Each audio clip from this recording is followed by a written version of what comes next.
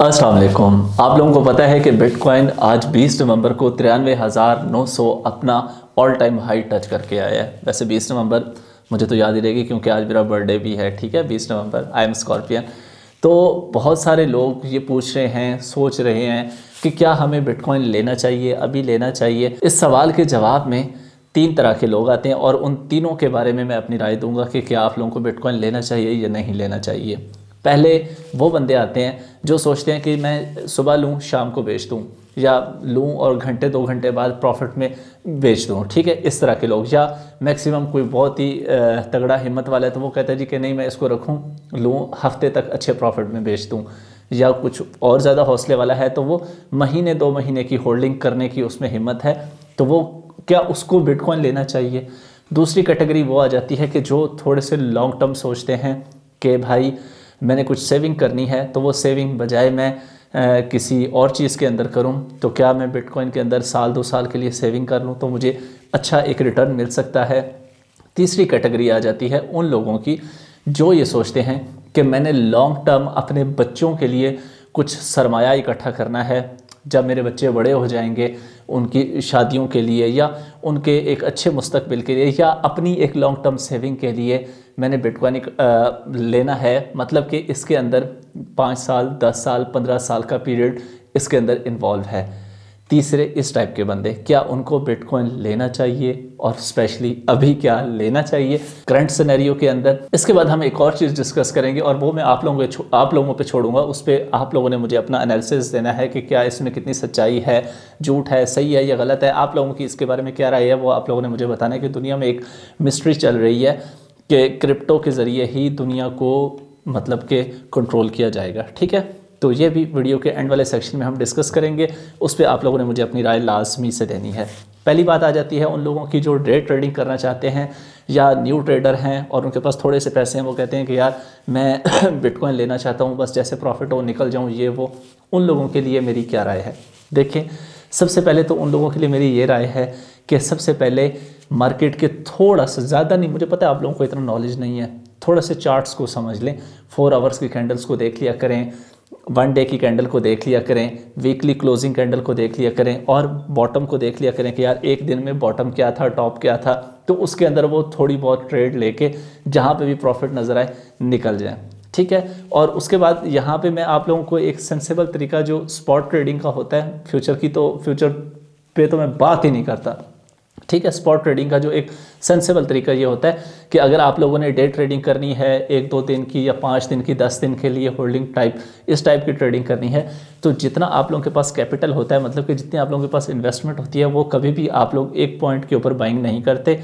जाहिर सी बात है, आप लोगों के पास $100 है तो आप लोग $30 की बाइंग करेंगे, उसके बाद वेट करेंगे, मार्केट ऊपर चली जाती है तो बेच देंगे, वही 30% वाले मुनाफा कमाएंगे।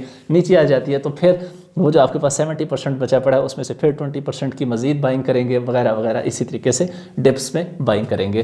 तो उन लोगों के लिए यही है कि वो मार्केट में जल्दबाजी ना करें, देखा करें जब एक पॉजिटिव सेंटीमेंट चल रहा है तो उसके अंदर हल्का फुल्का प्रॉफिट बना लिया करें। वो करंट प्राइस हो जो बावें वो 88 पे चल रही हो या बावें 96 पे चल रही हो, तो उस लिहाज से उन्होंने अपना ट्रेड करके प्रॉफिट वो निकाल सकते हैं। छोटे कैपिटल वालों की बात कर रहा हूँ। और इसके साथ साथ अगर आप लोग किसी को प्रॉपरली फॉलो करते हैं, किसी यूट्यूबर को, किसी अच्छे इन्फ्लुएंसर को, किसी अच्छे ग्रुप को जहाँ पे आप लोगों को सिग्नल मिलता है, तो आप लोग उन सिग्नल्स को फॉलो करके फिर आप लोगों को वहाँ पे बाय जोन सेल जोन का आइडिया हो जाता है, तो आप लोग अच्छा खासा प्रॉफिट निकाल सकते हैं। ठीक है, अब बात कर लेते हैं उन लोगों की जो इसको साल 2 साल की होल्डिंग के लिए सोच के बैठे हुए हैं। देखें, जब आप साल 2 साल की होल्डिंग का सोच के बैठे हुए हैं ना, तो फिर आप लोगों को जस्ट एक मशवरा कि आप लोगों ने जस्ट BTC के अंदर ट्रेडिंग करनी है, बिटकॉइन के अंदर।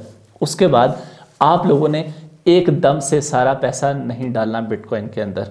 वो क्या करना है, आप लोगों ने अपना एक स्केड्यूल बना लेना है, जस्ट लाइक अ कमेटी, जैसे आप लोग कमेटी डालते हैं। ठीक है, मतलब हर मंथ का आप लोगों ने या हर वीक का आप लोगों ने एक टारगेट रख लेना है कि बिटकॉइन की प्राइस 40 पे चल रही है, 50 पे चल रही है, 100 पे चल रही है या 150 पे चल रही है। मुझे इससे कोई फ़र्क नहीं पड़ता। मेरा हर मंडे को या हर महीने या हर संडे को मैंने 5,000 रुपये का BTC लेके रख लेना है। 2 साल बाद मेरी जो पैसे इकट्ठे हुए भी होंगे, मैंने वो निकलवा के गाड़ी लेनी है, बाइक लेना है, शादी करनी है, जो भी करना है।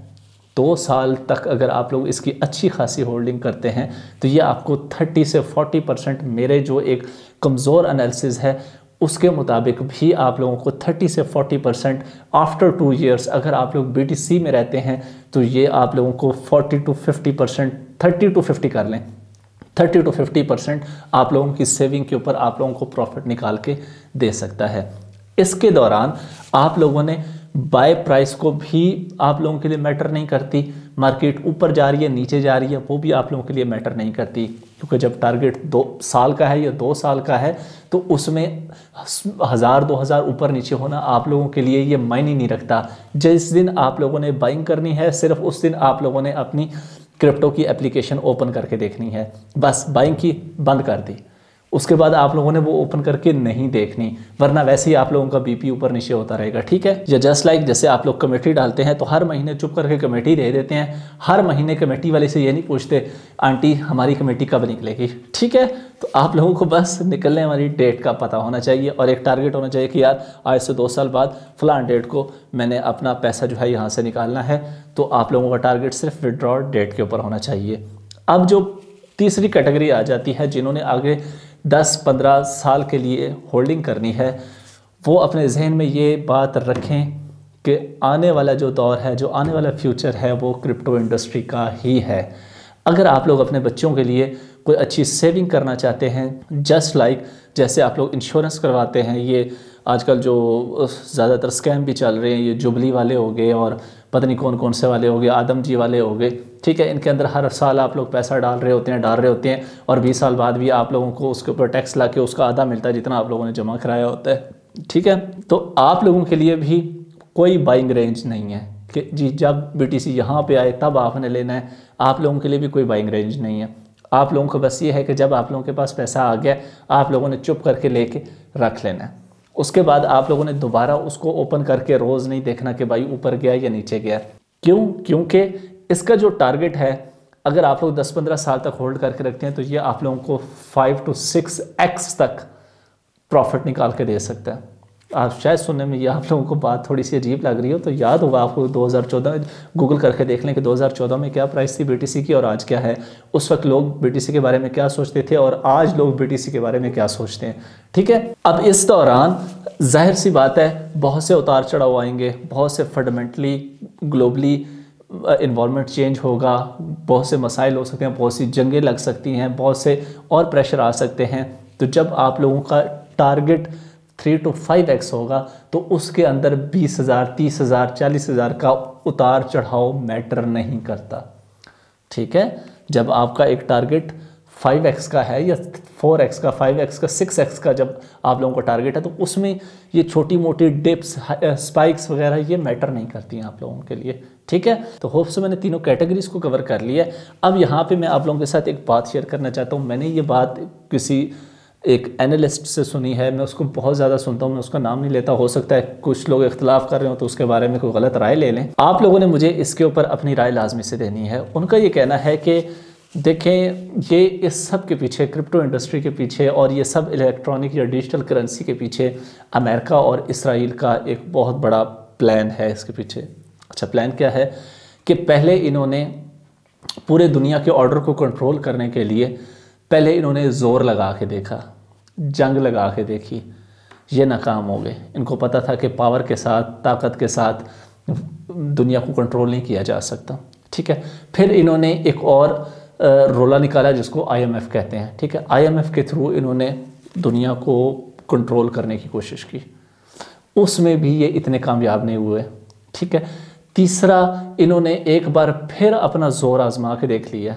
ठीक है, इनसे तो एक हिजबुल्ला और वो हमास वाले नहीं संभाले जा रहे। अब इसके पीछे बैकअप के ऊपर एक और एंगल देखें तो इस वक्त दुनिया में सबसे ज़्यादा कर्जा जिस मुल्क पे है वो अमेरिका है।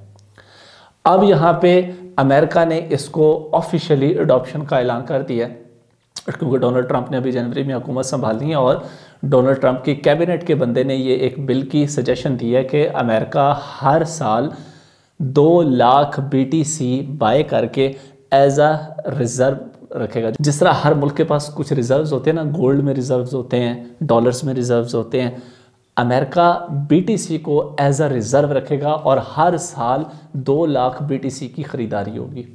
ये कोई छोटी न्यूज़ नहीं है, ठीक है, क्योंकि अमेरिका को नज़र आ रहा है कि इतने बड़े कर्जे के बोझ से निकलने के लिए एक ही तरीका पीछे बचता है, जो बचता है बिटकॉइन, ठीक है। एक ये भी आंसर है और दूसरा आंसर ये है जो मैंने आप लोगों को ऑलरेडी बताया कि दुनिया पे कंट्रोल करने के लिए ना इस चीज़ को इतना आम किया जाएगा, इतना उस एनालिस्ट के मुताबिक इतना आम किया जाएगा कि एक रेडी वाला है, एक पापड़ी वाला है, एक आम बंदा है, स्टूडेंट है, मजदूर है, टीचर है, मतलब कि कोई नौकरी करने वाला है, जो भी है, हर बंदे के ज़बान पे बात में सिर्फ क्या होगा, क्रिप्टो होगी। हर बंदे के हाथ में क्या होगा, सिर्फ बिटकॉइन की लालच होगी।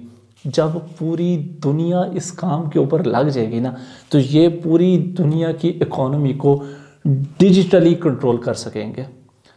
पूरी दुनिया की इकोनॉमी को ये डिजिटली, मतलब कि पहले उनको पाउडर पे लगाएंगे, जैसे आप लोगों को फेसबुक, टिकटॉक, व्हाट्सएप इन सब के पाउडर पे लगाया गया।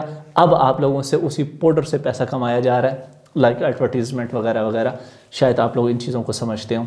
तो पहले पूरी दुनिया को इस पाउडर पे लगा के फिर सारा, जाहिर सी बात है, ये सारी जो करेंसी है ये डिजिटल होगी और सबसे बड़े रिजर्व्स जिनके पास होते हैं वो बैठ के आराम से मार्केट को मैनिपुलेट करते हैं, मतलब अपनी मर्जी से मार्केट में जर्क्स देते हैं, अपनी मर्जी से मार्केट उठाते हैं। रिजर्व्स का जो हब बनेगा वो अमेरिका और इसराइल बनेंगे और वो फिर डिजिटली, ये आप लोगों की फिजिकल करेंसी ख़त्म हो जाएगी। ये आने वाले बहुत वक्तों की उसने ये बात की है, ठीक है ना, ये नहीं कि ये अगले 2-4 साल में ऐसे होने वाला है, आने वाले बहुत वक्तों में, ठीक है। तो ये आपकी फ़िज़िकल करेंसी ख़त्म हो जाएगी, हर चीज़ एक ब्लॉकचेन के ऊपर आ जाएगी और फिर वो अपनी मर्ज़ी से बैठ के खेलेंगे, वो दुनिया को जैसे चाहें नचा सकते हैं, खिला सकते हैं, वगैरह वगैरह। इस चीज़ के अंदर कितनी सच्चाई है, कितना इस बात को सोचा जा सकता है, मुझे नहीं पता। इस बात पे मुझे आप लोगों की राय चाहिए कि आप लोग इस बारे में क्या कहते हैं। और जो न्यू कमर्स हैं, जिनको नहीं पता ट्रेडिंग के बारे में, वो मेरा एक कंप्लीट ट्यूटोरियल है, उसको वॉच करके वहाँ से सीख सकते हैं। मिलते हैं नेक्स्ट वीडियो में। अल्लाह हाफ़िज़। पाकिस्तान जिंदाबाद।